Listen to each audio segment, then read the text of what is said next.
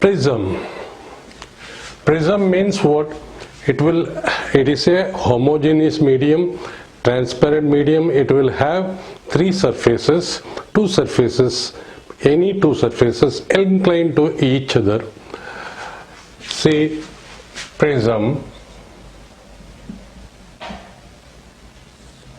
can draw it like this.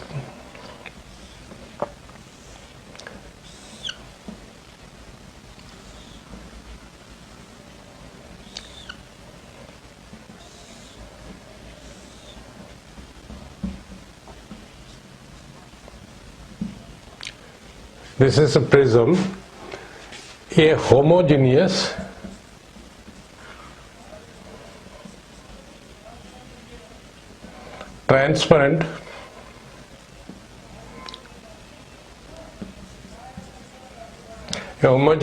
transparent refracting medium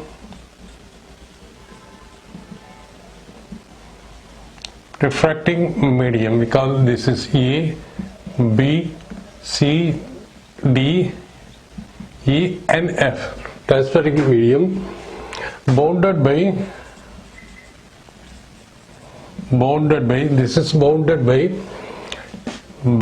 two refracting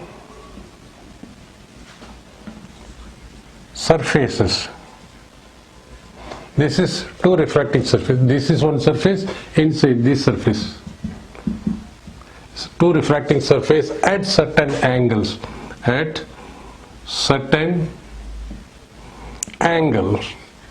So prism is three-sided face. This two-sided face, one face, this one, these are called a refracting surface. This is called a refracting surface. And these two refracting, inside one more refracting surface, both are inclined at a certain angle. Both are inclined certain angle. That is the refracting surfaces are A, B, E, D,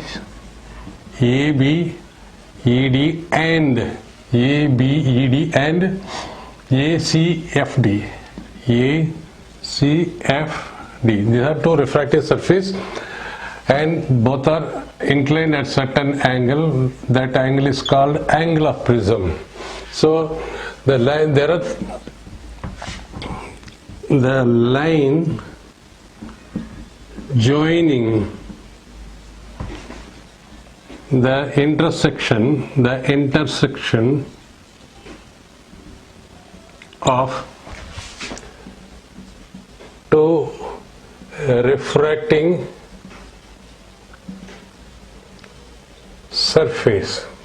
surfaces is called, that is, it's called a refracting edges.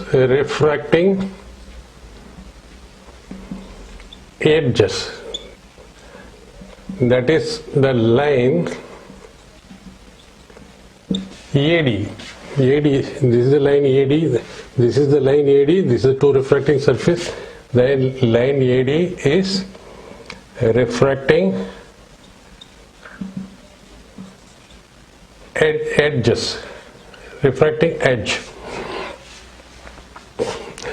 The third side, that is this side. This is called base. Third side, that is BEF C is base of prism. Then the angle of prism is the angle included between these two inclined refracting surface is called angle of prism. The section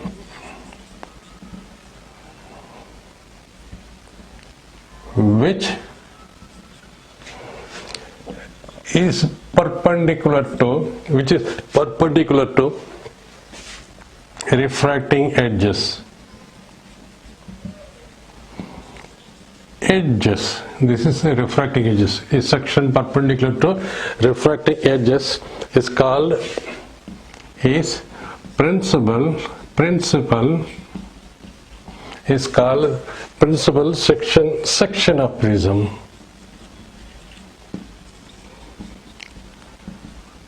So we can write like this: principal section of the prism. When it is cut, this is a principal section. So here is refractive index is AR mu1, which is equal to 1. Here also AR surrounding is equal to 1 mu1. Here this is refractive index of the glass, which is, we can call it as refractive index simply. So this is the angle of prism. This is A, this is B, and this is C. This is angle of prism, and this is principal section. This is principal section of prism. Now there is two refracting surface.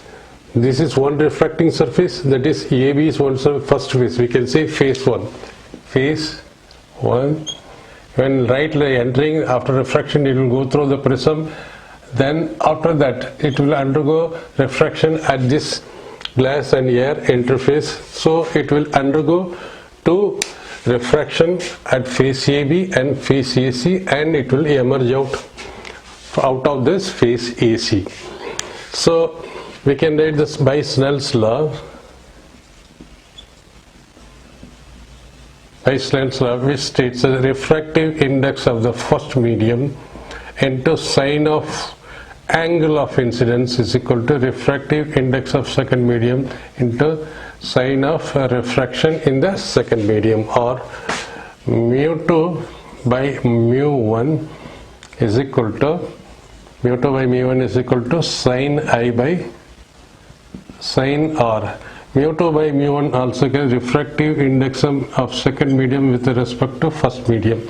So this can be mu2 is equal to mu, this is refractive index of the glass, divided by refractive index of the surrounding medium, that is air, whose refractive index is equal to 1, or we can say mu is equal to sine I by sine R. This is application of Snell's law on the interface when ray is undergoing a refraction. Deviation produced by a prism. Let us see a prism.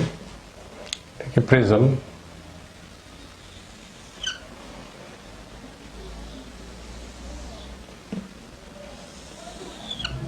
This is prism. This is A, B, C.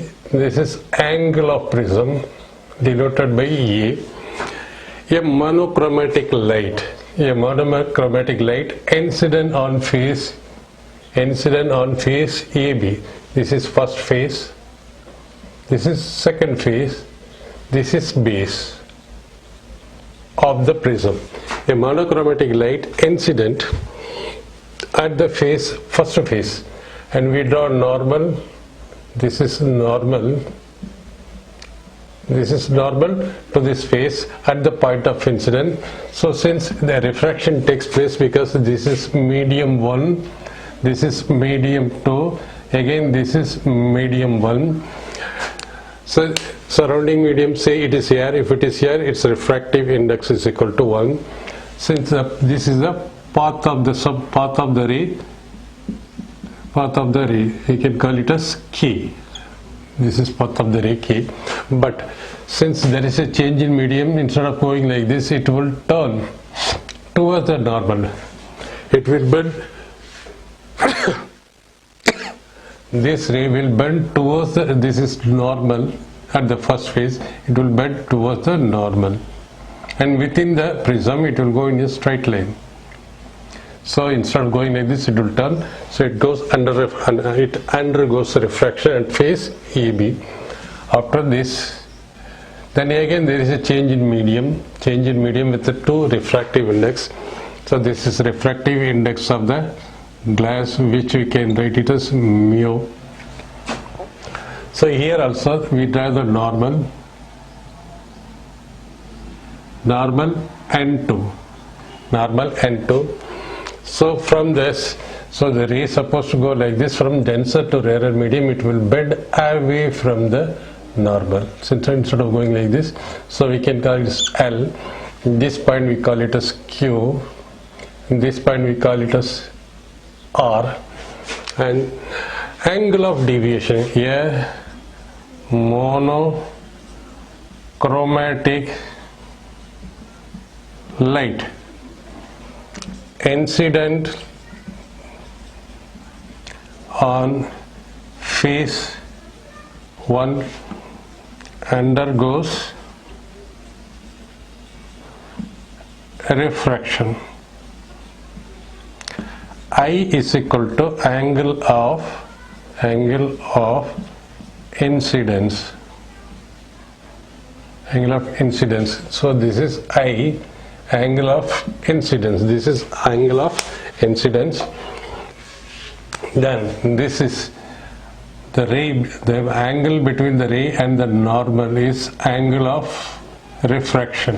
R1 is equal to angle of refraction at the first phase, angle of refraction at the first phase. Now this ray will go, so this is angle of incidence on the second phase. R2 is equal to angle of incidence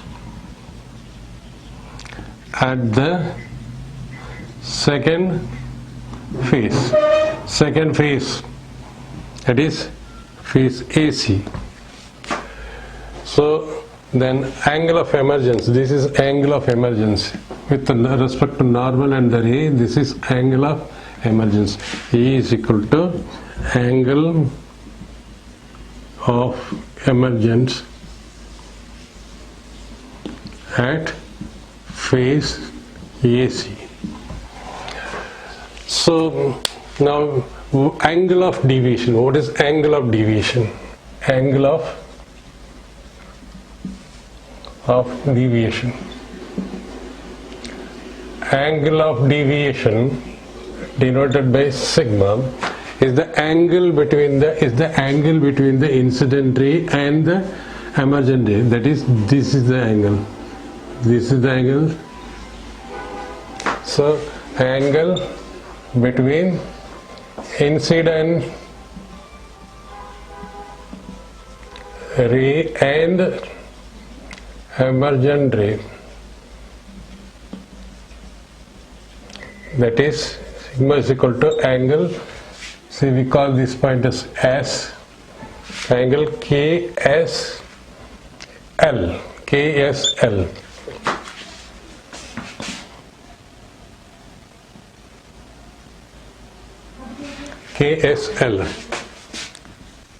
In quadrilateral A, so this we can call it as P. A quadrilateral APRQ. APRQ. That is APRQ.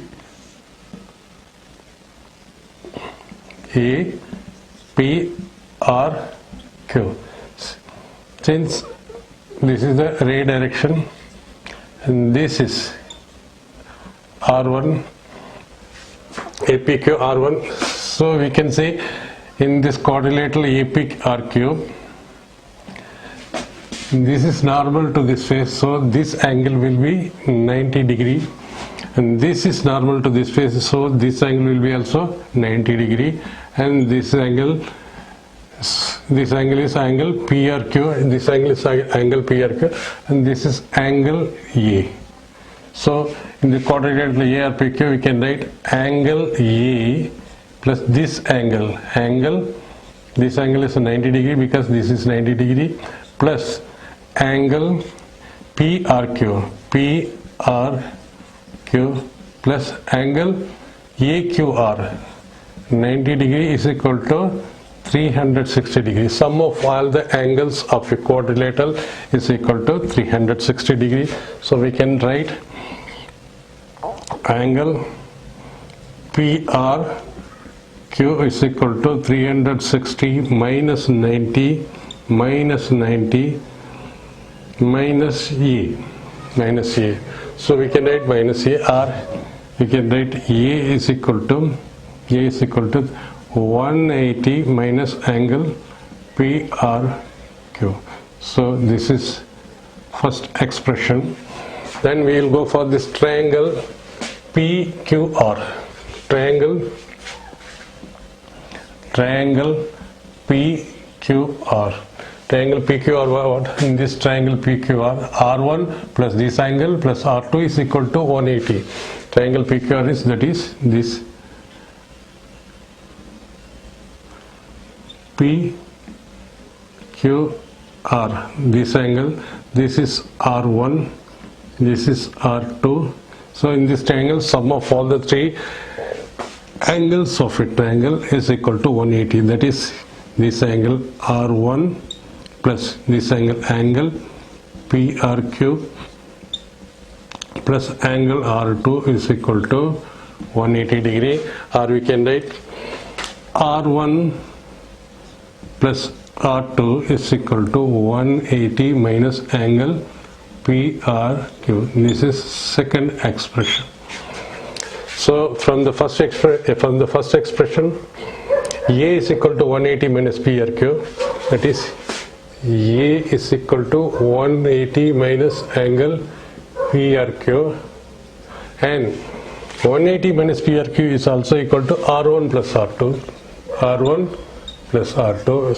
So we can write A is equal to R1 plus R2, where A is the angle of prism, is R1 is the angle of refraction at the first phase, R2 is the angle of angle of incidence of the ray, monochromatic ray, at the second phase. So we can get this relation. Now this we can write this two incident. Now triangle SPQ.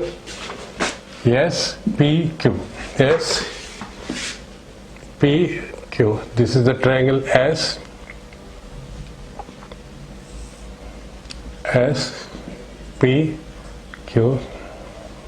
This is R1. SPQ, this is R1. This is I. It means this angle is I. If this will be I, this is R1, and this angle will be I minus R1. This is angle of deviation. This is angle of deviation, and this angle. See, now this is the normal. This is the emergent ray. This is emergent ray. It means this is angle of emergence. So it means this angle, with respect to normal, this is the emergent, and this is R2. It means this angle will be, what is E? E is equal to this I. E, this will be equal to E minus R2. Why? Because this angle is E. It means this and this is E, and this is R2. It means this angle is equal to E minus R2. So this is E minus R2. So in this triangle SPQ, you can write this angle. This sum of opposite internal angles equal to external angle. That is, here this is external angle. External angle is equal to angle of deviation. Sum of internal angle is opposite internal, I minus R1. This is one angle, plus E minus R2 is the second angle. So because this angle is E, from this one, so sigma is equal to I plus E minus R1 plus R2. This is equal to I plus E minus E.